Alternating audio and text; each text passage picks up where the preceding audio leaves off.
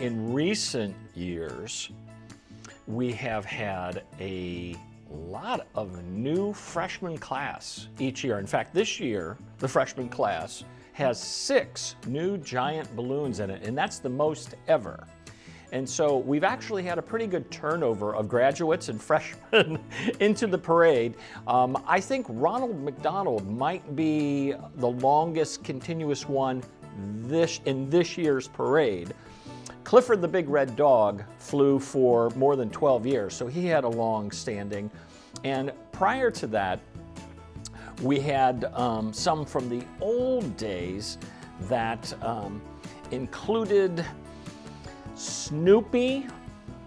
And Snoopy flew many years as one balloon, and then Snoopy has had 6 more new generations as designs. He's flown in 38 different parades. So that's probably the longest.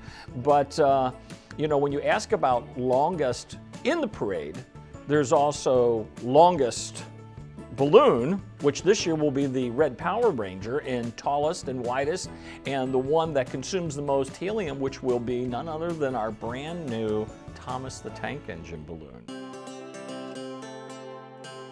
In some cases, we will fill some chambers with air to get the proper balance and proportion of lift.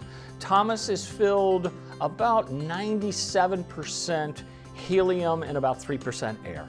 And to inflate Thomas takes about an hour and a half to 2 hours, depending on conditions and sandbags and the net position and how many hoses we have going.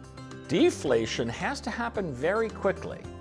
And we can actually deflate Thomas and get him rolled up and back into his storage container in about 15 to 20 minutes.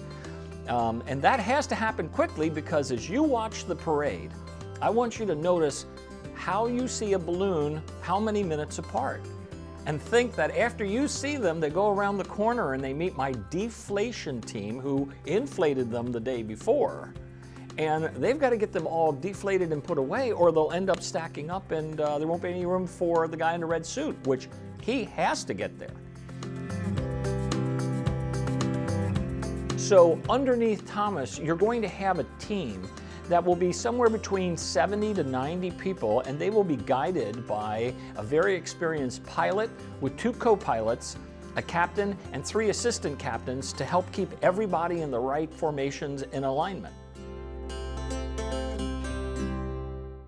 In 1989, at about 10 p.m., when I felt something, and I looked up and there were snowflakes coming down. And at first, you know, that looked really pretty, and it was just so nice, but then they kept coming down and kept coming down, and then they got thicker, and then there were more of them, and all through the night, it snowed on Thanksgiving Eve into Thanksgiving morning.